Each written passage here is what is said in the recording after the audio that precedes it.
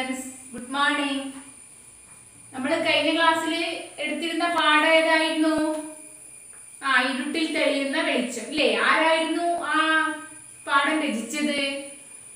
K P. Sankaran. എന്തായിരുന്നു ആ പാഠത്തിൽ അദ്ദേഹം പറയാൻ ശ്രമിച്ചുകൊണ്ടിരുന്നത്?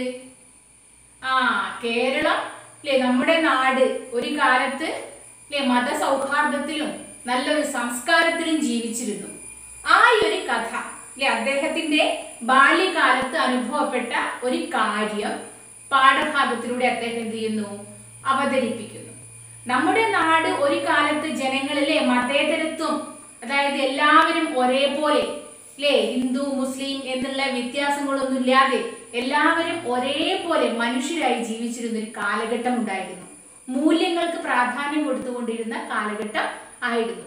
ഇന്നും എങ്ങനെ തന്നെയാണ്, അല്ല എന്നല്ല കവി പറയുന്നത്, എഴുത്തുകാരൻ പറയുന്നത് അല്ലേ. പക്ഷെ കുറച്ചൊക്കെ മാറ്റം വന്നിട്ടില്ലേ സമൂഹത്തിന് എന്ന് അദ്ദേഹത്തിനൊരു സംശയം. അപ്പൊ അതുകൊണ്ട് അദ്ദേഹം എന്ത് ചെയ്യുന്നു? താൻ ബാല്യകാലത്ത് അല്ലേ കണ്ട അനുഭവിച്ച കാര്യങ്ങൾ അദ്ദേഹം നമ്മുടെ ഇരുട്ടിൽ തെളിയുന്ന വെളിച്ചം എന്നുള്ള ഈ ലേഖനത്തിലൂടെ നമുക്ക് പറഞ്ഞു തരുന്നു. അപ്പൊ നമ്മൾ കഴിഞ്ഞ ക്ലാസ്സിൽ കുറച്ച് കാര്യങ്ങളൊക്കെ ചർച്ച ചെയ്തിരുന്നു. എന്തായിരുന്നു പറഞ്ഞിരുന്നത്? അദ്ദേഹം അല്ലെ കടവത്ത് തോണിക്കാരനായ മൂസ എന്ന വ്യക്തിത്വത്തെ പരിചയപ്പെട്ടത് അല്ലെ, അതെന്നും അദ്ദേഹത്തിന്റെ ഓർമ്മയിൽ ഉണ്ടാവുന്നത്. മുത്തശ്ശിയുടെ കൂടെ പിന്നെ കടവ് കടന്നത്, ഒരു ബുദ്ധിമുട്ടും ഇല്ലാതെ മൂസ ആ കടവ് മുത്തശ്ശിയെ അല്ലെ തോണി കടത്തി കൊടുത്തത് എല്ലാം അദ്ദേഹം നമ്മളോട് പറയുന്നുണ്ട്. പിന്നെ അദ്ദേഹം ആ സമയത്ത് വളരെ ക്ഷാമമായിരുന്നു എന്നാണ് പറയുന്നത്. അതായത് അരിയൊക്കെ കിട്ടാൻ വളരെ ബുദ്ധിമുട്ടുള്ള, ക്ഷാമം എന്ന് പറഞ്ഞാൽ കുറവ്, ദൗർലഭ്യം എന്നൊക്കെ പറയാം അല്ലേ. ആ സമയത്ത് അദ്ദേഹം എന്ത് ചെയ്യും? അമ്മയുടെ വീട്ടിലേക്ക് പോകും. അമ്മയുടെ വീട്ടിലാണെങ്കിൽ ചിലവൊക്കെ നോക്കി നടത്തിയിരുന്നത് ചെറിയമ്മയായിരുന്നു. അപ്പം അത്യാവശ്യം രണ്ടാൾക്കാർ കൂടുതലായിട്ട് വരുന്ന സമയത്ത് ചിലവുകൾ അവരെന്ത് ചെയ്തിരുന്നു? അവരുടെ പ്രായോഗിക ബുദ്ധി ഉപയോഗിച്ച് അതൊക്കെ അഡ്ജസ്റ്റ് ചെയ്യാൻ അവർക്ക് കഴിയുമായിരുന്നു. ഈ കാര്യങ്ങളൊക്കെ ആയിരുന്നു നമ്മൾ കഴിഞ്ഞ ക്ലാസ്സിൽ ചർച്ച ചെയ്തിരുന്നത്. ഇനി നമുക്ക് അതിന് ശേഷം പറഞ്ഞ കാര്യങ്ങളൊന്ന് വായിച്ചു നോക്കാം. നിരത്തുവക്കത്തൊരു വളപ്പിൽ പാവപ്പെട്ട ഒരു മുസ്ലിം കുടുംബം പാർത്തുപോന്നു. വീട്ടുകാരൻ പെട്ടെന്ന് മരിച്ചുപോയതിനെ തുടർന്ന് പ്രായമെത്താത്ത കുട്ടികളെ പോറ്റുന്ന ഭാരം ഉമ്മയുടെ തോളിൽ വീണു. തന്നെത്താൻ അധ്വാനിച്ച് അവർ വളപ്പാകെ കൊള്ളിക്കൃഷിയുടെ പച്ച വിരിച്ചു. തങ്ങളുടെ വീട്ടിൽ പണിക്ക് വന്നിരുന്ന കുമ്മിണി വഴി ചെറിയമ്മ ആ ധീരമായ ചെറുത്തുനിൽപ്പ് മനസ്സിലാക്കുകയും അതിനോട് മതിപ്പ് പുലർത്തുകയും ചെയ്തു. അന്നു പറിച്ച കൊള്ളി ഉമ്മ ഉച്ച തിരിയുന്നതോടെ കുടിലിന്റെ കോലായിൽ വെച്ച് തന്നെ വിൽപ്പന നടത്തും. വെണ്ണ പോലെ വേവും എന്നായിരുന്നു ഖ്യാതി. ആര് പോയി വാങ്ങിക്കൊണ്ടുവരും? ചെറിയമ്മയുടെ പ്രശ്നം പരിഹരിക്കാൻ ഞാൻ സന്നദ്ധനായി. കുമ്മിണി ആ കുടിൽ കാട്ടിത്തരാമെന്ന് ഏറ്റു. ആ ഉമ്മയോട് കൊള്ളി വാങ്ങുന്നത് പുണ്യമാവും എന്നായിരുന്നു ചെറിയമ്മയുടെ പ്രോത്സാഹനം. എന്തിനേറെ, ഒരു മുസ്ലിം സ്ത്രീയുടെ ഇച്ഛാശക്തിക്കും ക്രിയാശേഷിക്കും ഈ വാക്കൊന്നും അന്ന് അറിയുമായിരുന്നില്ല എന്നത് വാസ്തവം സാക്ഷ്യം വഹിക്കുകയായിരുന്നു. കൊള്ളി തൂക്കി തരുമ്പോൾ ഞാൻ ചില ഉത്കണ്ഠകൾ ഉന്നയിക്കും. ചെറിയമ്മയുടെ ശിക്ഷണത്തിൽ ഉൾക്കൊണ്ടവ. ഒന്നാന്തരമായി വേവില്ലേ? ഉള്ളിൽ മരം ഉണ്ടാവുമോ? രണ്ടാം ദിവസം ഇത് ആവർത്തിച്ചപ്പോൾ ഉമ്മ കണ്ണു നനഞ്ഞ് നെഞ്ഞത്ത് കൈവച്ച് തന്ന ഉത്തരം എന്റെ ജീവിതത്തിൽ ഊഷ്മളമായ അനുഭവം അത്രേ. മോനെ, പടച്ചോനെ നിരക്കാത്തതൊന്നും നമ്മൾ ചെയ്യൂല. മോൻ ധൈര്യമായി കൊണ്ടുപോയിക്കോ. തീ കാണേ വേണ്ടു, സാധനം വെണ്ണായിക്കൊള്ളും. അവർ ആത്മഗതം പോലെ തുടർന്നതിലെ ആശയം ഇങ്ങനെ: അല്ലെങ്കിൽ പടച്ചോൻ ശിക്ഷിച്ച വീടാണ് തന്റേത്. ഇനി തന്നോട് സാധനം വാങ്ങുന്ന ആരുടെയും ശാപം താങ്ങാൻ അതിനു വയ്യ. കാശും പണവും പുഴവെള്ളം പോലെ വരും പോവും, നേരും നെറിയും എന്നും നിലനിൽക്കും. കച്ചവടം എന്ന വാക്കിന് കച്ചകപടം എന്നും മറ്റുമായി പലതരം നിരുക്തി വഴിയും ഞാൻ കേട്ടിട്ടുണ്ട്. ആ രംഗത്ത് ആർജവം അസ്ഥാനത്താണെന്നുണ്ടോ? അനുഭവങ്ങളിൽ നിന്ന് ഇത്തരം ആശങ്കകളിലേക്ക് ഇടറുമ്പോഴെല്ലാം എന്റെ ഉള്ളിൽ ആ ഉമ്മയുടെ ചിത്രം ഉയരാറുണ്ട്. അവരുടെ കാലം കഴിഞ്ഞു, മക്കൾ മുതിർന്നു, നാട് വിട്ടു. അന്ന് കൊള്ളിക്കൊണ്ട് പച്ച പുതച്ചു നിൽക്കുമായിരുന്ന വളപ്പ് അന്യാധീനപ്പെട്ടു. അവിടെ ഒരു പുതുപണക്കാരന്റെ കോൺക്രീറ്റ് സൗധം സ്ഥാനം പിടിച്ചു. ഒക്കെയായാലും കൊള്ളിയുടെ സ്വാതി ഇന്നും ആ ഉമ്മയുടെ ആർദ്രമായ ഓർമ്മയുമായി കെട്ടുപിണയുന്നു. അപ്പൊ കുട്ടിക്കാലത്ത് അദ്ദേഹത്തിന് ഉണ്ടായ ഒരു അനുഭവം തന്നെയാണ് ഇവിടെ പറയുന്നത് അല്ലേ. റോഡ് വക്കിൽ ഒരു പാവപ്പെട്ട മുസ്ലിം കുടുംബം ഉണ്ടായിരുന്നു. ഇവര് ചെറിയമ്മയുടെ വീട്ടിൽ പോയി, അതായത് അമ്മയുടെ വീട്ടിൽ പോയി താമസിക്കുമ്പോൾ ഉണ്ടായ ഒരു അനുഭവമാണ് അദ്ദേഹം വിവരിക്കുന്നത്. ആ ഉമ്മയ്ക്ക് മക്കൾ ഉണ്ടായിരുന്നു. ഭർത്താവ് കുട്ടികൾ ചെറിയ ആയപ്പോൾ തന്നെ മരിച്ചുപോയി.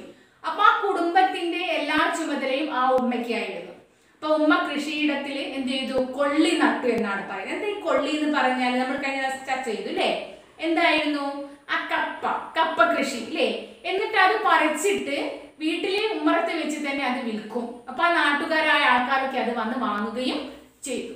ഈ വിവരം ചെറിയമ്മ ഇവരുടെ വീട്ടിൽ സഹായത്തിന് വന്നിരുന്ന കുമ്മിണി അമ്മ വഴി വിവരം അറിഞ്ഞു. അപ്പൊ അവരിങ്ങനെ തങ്ങളുടെ ജീവിതം മുന്നോട്ട് കൊണ്ടുപോകുന്നതിൽ ചെറിയമ്മയ്ക്ക് വളരെ സന്തോഷമായിരുന്നു.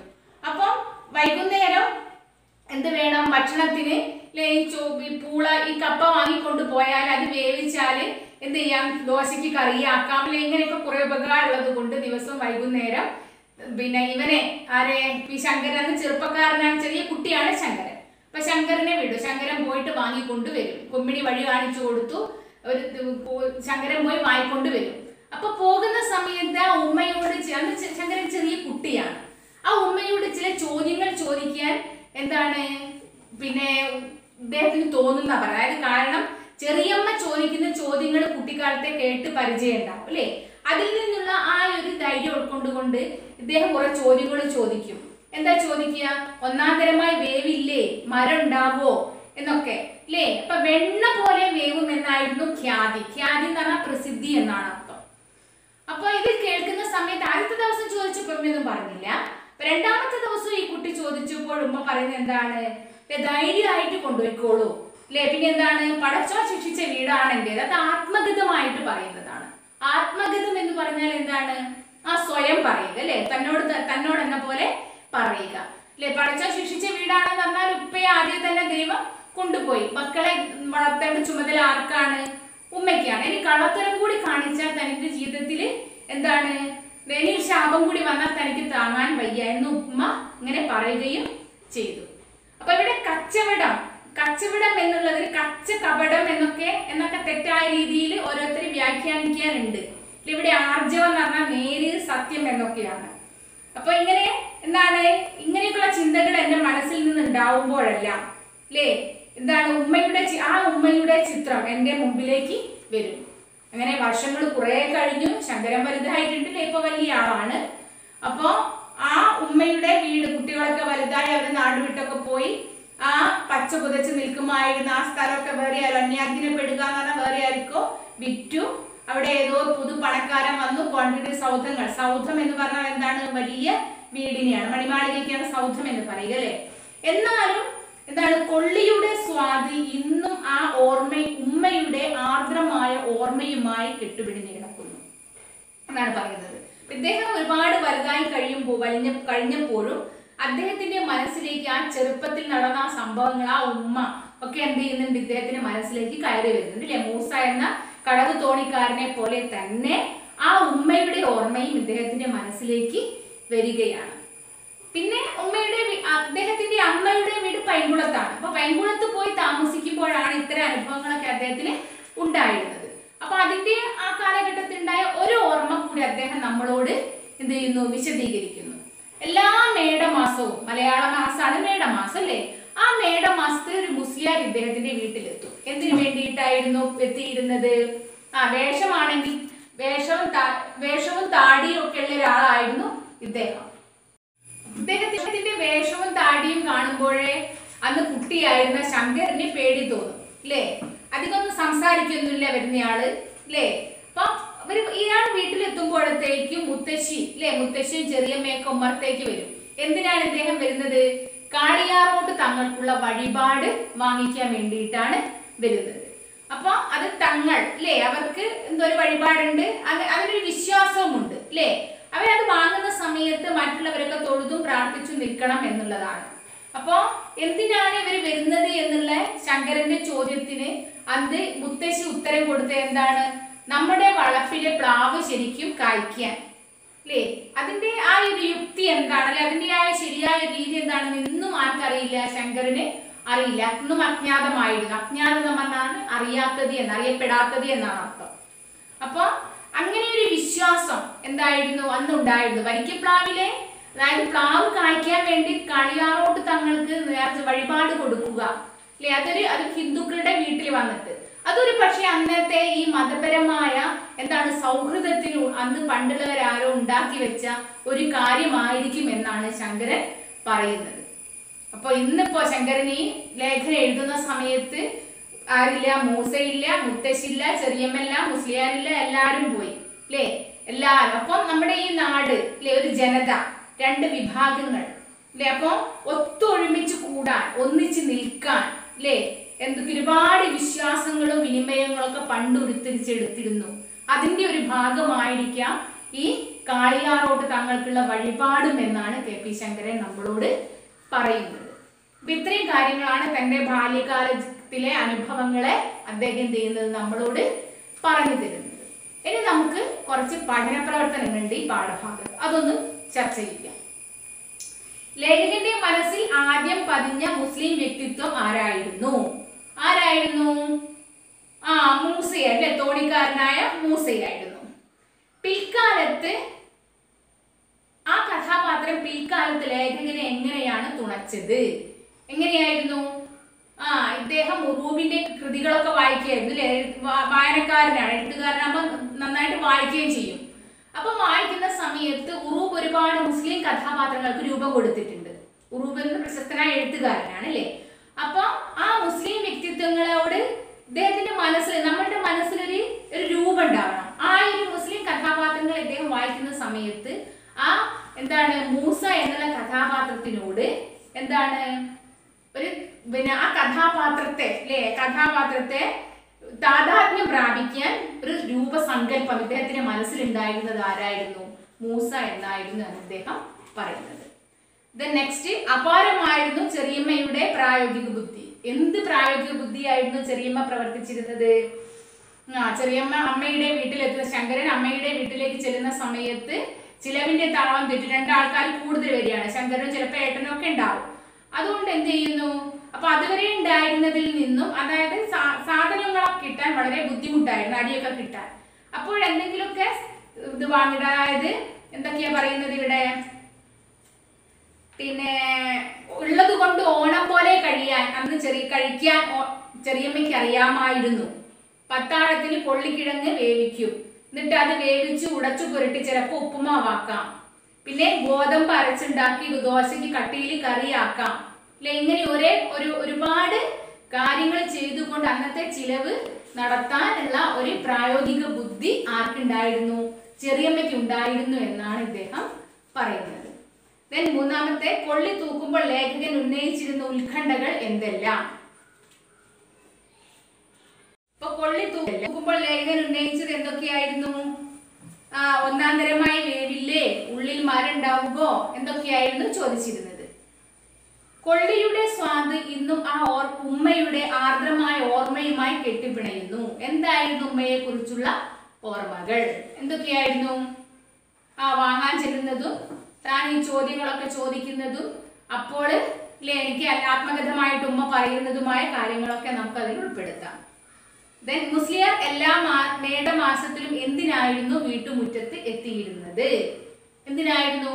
ആ കാളിയാറോട്ട് തങ്ങൾക്കുള്ള വഴിപാട് വാങ്ങിക്കാൻ.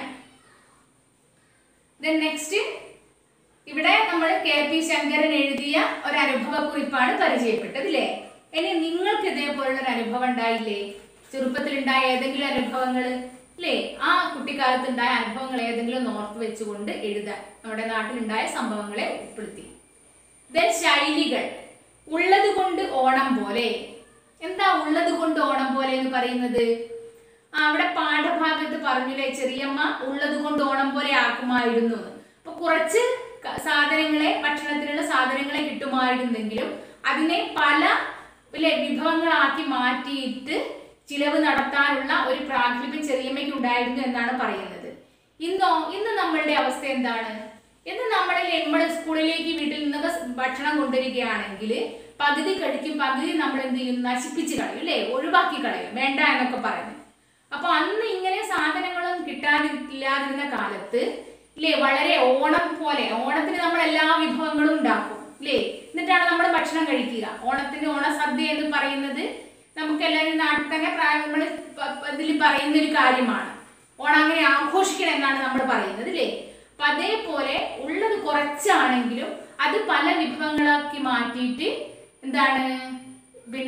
ഭക്ഷണം കഴിക്കാനുള്ള ഒരു കഴിവ് അന്നത്തെ ആൾക്കാർക്കൊക്കെ ഉണ്ടായിരുന്നു.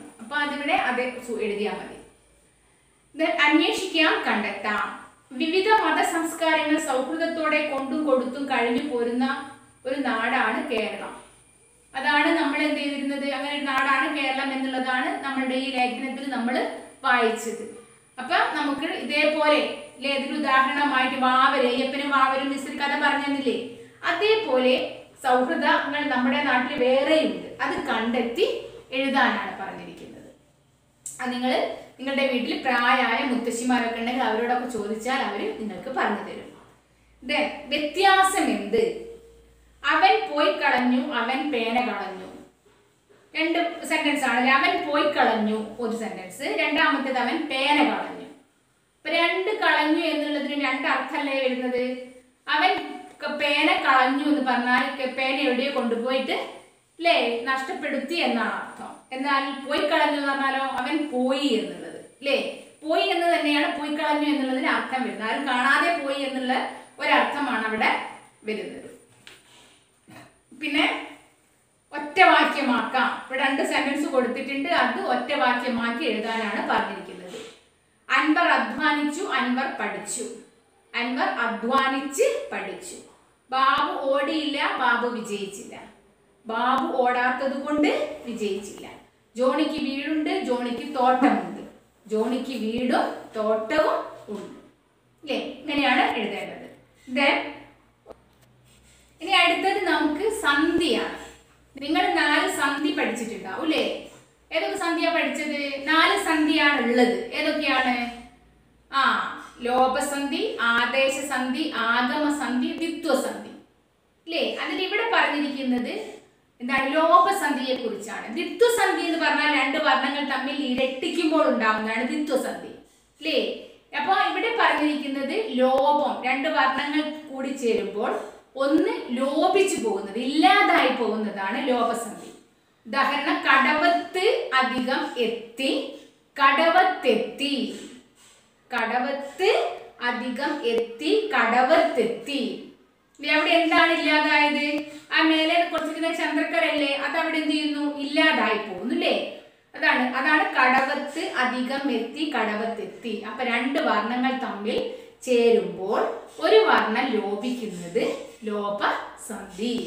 അപ്പൊ നമുക്ക് ഇനി അടുത്ത പാഠങ്ങളിലൊക്കെ ആയിട്ട് ബാക്കി സന്ധികളും കൂടെ ചർച്ച ചെയ്യാനുണ്ട്. അപ്പൊ 4 സന്ധിയാണുള്ളത് നമ്മൾ പറഞ്ഞു. ഏതൊക്കെയായിരുന്നു?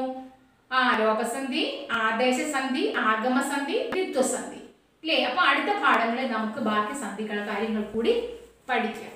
അപ്പൊ ഇത്രയും കാര്യങ്ങളാണ് നമുക്ക് ഈ പാഠത്തിൽ ചർച്ച ചെയ്യാനുള്ളത്. ഈ പഠന പ്രവർത്തനങ്ങളൊക്കെ നിങ്ങൾ എഴുതിയിട്ട് നിങ്ങളുടെ മലയാളം ടീച്ചർക്ക് അയച്ചു കൊടുക്കുക. ഓക്കെ, നമുക്ക് ഇന്നത്തെ ക്ലാസ് ഇവിടെ അവസാനിപ്പിക്കാം.